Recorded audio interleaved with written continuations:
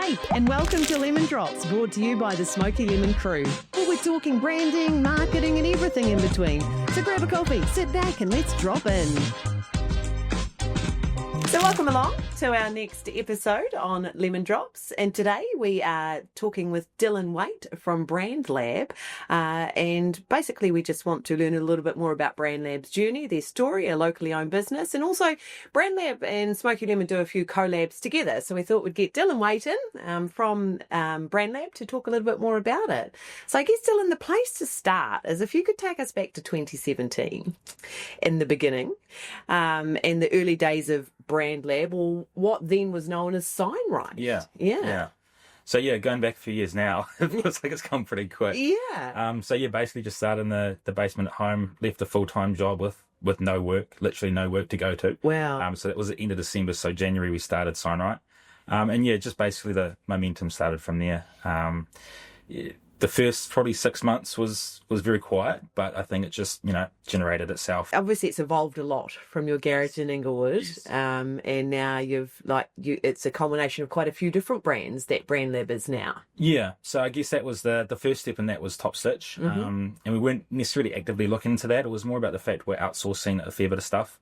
So that's where the Top Stitch came about, and then of late that was Screen Culture, which was coming up 2 years ago. So like I say, it's all gone very quick. It has, yeah. It feels like just yesterday. Yeah, it does, yes. So you took over Top Stitch and Screen Culture, and amalgamated all into Brandlab. Yeah, so Signright and Top Stitch moved into Devon Street up the road here where we are now, and then it was probably about a year after that we looked in to purchasing Screen Culture and sort of made that process happen. What was the vision between integrating these services? I think because we were outsourcing a fair bit of it anyway, we weren't necessarily getting let down, but it was more about having that control of it, and sort of, I'm proud about the fact we do it all in-house. So that's sort of how the vision started, and then it's just sort of process from there. Yeah, creates a point of difference too, isn't it? Correct. The client doesn't have to go to different places. Yeah. And I guess me starting up in business, I was sort of always looking for different suppliers and how we can make it work. And for us, if we were doing that, to go to one place and get it all there, it just creates, it eliminates that headache of having to figure it all out. Absolutely. So how has that allowed you to offer a more comprehensive solution to clients? I guess because it is all there. We're doing all the manufacturing is all under that one roof, so we can sort of work with deadlines and work with particular customers, especially when it comes to branding guidelines, ensuring that is the same process across the board. So it has definitely helped. We feel businesses as well, but also saving that headache of having to try and source it too. Because more streamlined that way too, isn't it? Yeah. Now, let's talk about Brandlab and Smokeylemon, because we collab as in we help each other out, as in we might send some work your way, you send some work our way. So how did that collab come about? To be fair, it was a job from Jimmy. Right, it was all last minute. Yes, it was all last minute. That's unlike Jimmy. It was all last minute. So it was big panic stations trying to make it happen. It was for the Papua New Guinea company over in Star Mart. So it was all very last minute and quite hard to achieve in short time frames. So we did some prototypes which worked really well. But that was the first dealings we had with Smokeylemon. So we've sort of grown from there. Yeah. And so we have done some pretty big combined projects now. Like you mentioned Star Mart, which was literally a supermarket in Papua New Guinea. Yeah. Like, did you ever think you were going to get work out there? No, we didn't. Yeah. But like I say, it was a cool project to be a part of, and it was really innovative. The artwork was sort of definitely something we wouldn't normally look at doing, especially the way we branded it was sort of we had to look outside the square. So it was cool to be a part of. Yeah. You did all our signage here in our podcast room. Thank you. Yeah. All the external stuff. The light boxes and external signage. Yeah. And so we've also there's been some big local projects we've combined on, like Coastal Medical. So how did that collab work? Yeah, that was a bit of a big project for us. And once again, that wasn't just Jimmy handed over us artwork. It was sort of we collabed for quite a bit on that because they sort of evolved from what we originally thought was just going to be a simple rebrand to they wanted to have some more innovation and artwork go on. So we sort of, like I say, we did liaise with Jimmy quite a bit to start with.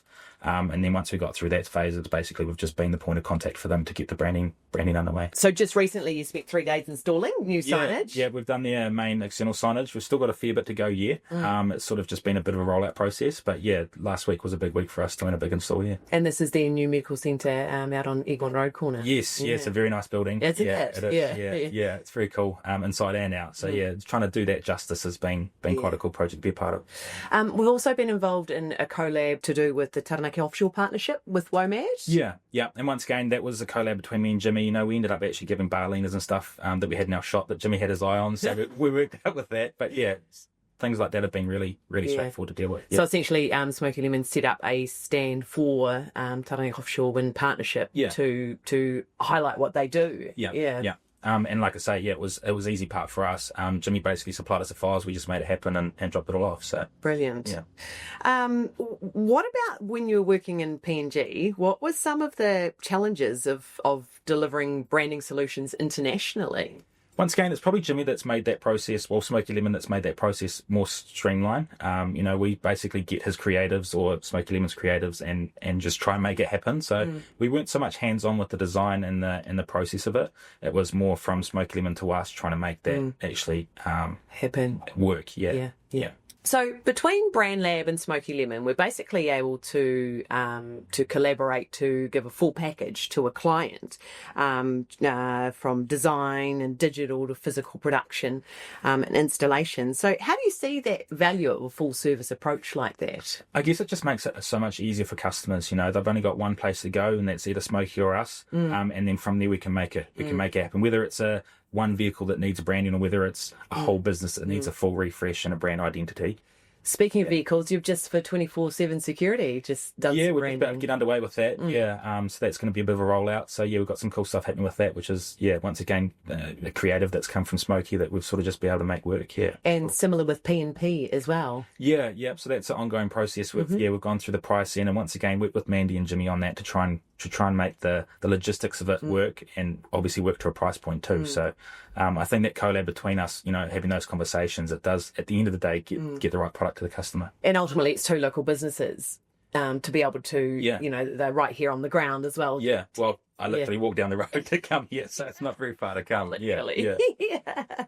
So how does a typical project flow? Like, could you talk us through when both our teams are involved from like initial brief to installation or delivery? Yeah, I guess we come into it at the later stages of Smokeylemon's project. So we come in sort of once the visuals are starting to happen, once the brand identity is all sorted, and once again we sort of liaise with whoever's working on that job to try and make it practically work. And then from there basically we get handed over the files and the design work, and then we work with the customer on that part of it.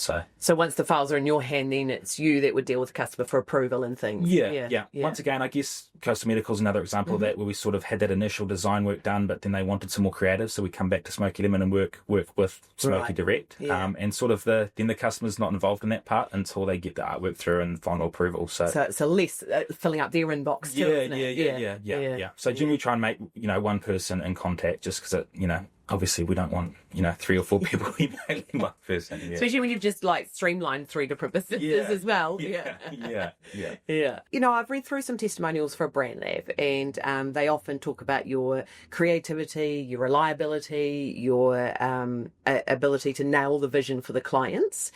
So what do you think sets your team apart when it comes to that customer feedback? I just really push on service, having good service, working with deadlines, working with customers, making sure they're getting the right product, spending the right amount of money to get the job done. So I think it's just, we're really service based.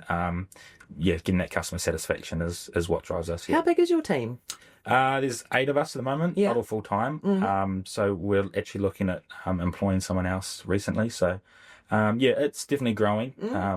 Gone from 1 person in Inglewood to 8. But big change. Yeah. When you bought the other businesses, did you take their staff on as well? Yeah. So Top Stitch, we took the staff on from Top Stitch, and Screen Culture. The deal was that Courtney, that owns Screen Culture, had to come work for us. Oh yeah. She's still working with us now. Yeah. We've taken all the staff on, which has made that whole process streamlined as well. Yeah. What's that like when you take on a business and you get some of the staff, but that staff member actually was the previous owner? Like, is that like a settling in period? Yeah, there was. And both me and Courtney didn't really know how that was going to work. So we sort of just let it happen, and it has been really positive. Yeah, it has worked really well. She'd have insights that, to share as well, I suppose. Yeah. Her niche is definitely fabrics and screen printing, and the embroidery part of it as well. So I've sort of been able to take a step back from that a bit, which has been really cool, especially because we didn't really know how it's all going to work. Yeah. But no, she's still treating it like her own, which is cool. Yeah. Well, then the passion's there too, right? Yeah. Did you have to, when you took on Top Stitch, did you take some of their equipment and stuff as well? So that was part of it. Basically, we moved when they were up at St. Albans Street. We basically just kept it as it was and ran it there for a bit. And then because we're still based out in Inglewood in the workshop out there, we decided we needed to put it under one roof. And to be fair, that's been the best move we have made. Moving it to town. Yeah. And then I guess for your own branding for your building and things, you would have been sky's the limit. Yeah, it was. I definitely wanted to go higher than we did, but we had to rein it back a bit. And once again, that's something else that Smokey's been involved in. They've actually done the brand identity for us, which I think is a testimonial for us to actually come to you guys. It's definitely an industry we're in, but that whole brand identity is not. That's sort of not what we. Not where we go. And so that's why you need a designer or a director for that. Yeah, just try and tie it all in, and the website as well. So you guys worked on the website. So How important is community to Brandlab? Yeah, we're involved with quite a few local communities. We've just recently donated a fair bit of stuff to the Women's Refuge. We basically, because we're in that clothing industry, it can be quite valuable for charities. So we try to do that quite a bit. We've done the Roderick Hope Trust golf tournament for 3 or 4 years in a row. Fantastic. So we'll be a part of that. Yeah. And it's so important to give back, isn't it? Yeah. We're privileged to be in the position where we can do that, whether that's through clothing or donations. We try to make that work as best we can. I mean, it's a tough industry sometimes, and you don't always have something to give. But it's important to give back to the people that support us. Sure. Yeah, for sure. With the industry obviously continues to evolve. So trends or technologies, are you excited about the future? Yeah. It's not quite sure at this stage where it's going to go. But definitely there's some cool technology coming through. We've actually just bought a new DTF, which is a direct to film printer. Okay, what does that do? So that basically prints onto a media, and you can heat press on the garment. So it's sort of that middle ground between a one-off and and not enough to run through screen printing. So it's definitely enabled us to sort of move jobs around when needed and make sure the customer's getting the right product too. What about next steps? Any new directions or services or collabs? Do you want to buy Smokeylemon? I've been told by the wife no more business running out of Rome. So we're not for sale, by the way. But I mean, we're sort of at that point now where we're definitely specialising in what we're doing, and that was the aim. I mean, even if there was other things, I don't think I'd look into it, just because we are sort of definitely focused on what we're currently doing. And you've kind of taken on quite a bit anyway. I mean, I guess the idea for us was to be able to do everything in one place. And the things that we don't do, we definitely work closely with people that do it. So, which is why we're talking about our collab and stuff.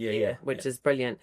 Well, what keeps you motivated and passionate? Because, 2017 was a long time ago now. That's a hard question. I guess just having the staff, making sure they're happy in their workplace, and just the service, working with customers and they're stoked about what we're producing. I guess that's what gets me up in the morning here. Because it's an art form in a way, isn't it? And I guess being involved in it for 8 years, you do get to that point where things do get a little bit stale. But I think it's having the great people around us that makes that does push us along. So it's a lot better having staff than just being you in your basement and pros and cons. A few more bills. But definitely couldn't do it without the staff. And I guess the same people that we've got are the people that we've been working with too. So it's been cool to have them on board this whole way. That's great. Well, thank you so much for the insights today, Dylan. And it's great to see how successful it's been for you with a lot of hard work. Hard work pays off. But we appreciate your time, and we love the collabs that we do together, and long may it continue. Cool. Sounds good. Awesome. If you want to know more about Brandlab, how do they get in touch? Socials are the easiest way. Socials are our website that Smokey did. There's that. Brandlab, all one word. Thanks for your time, Dylan. Cool. Thank you.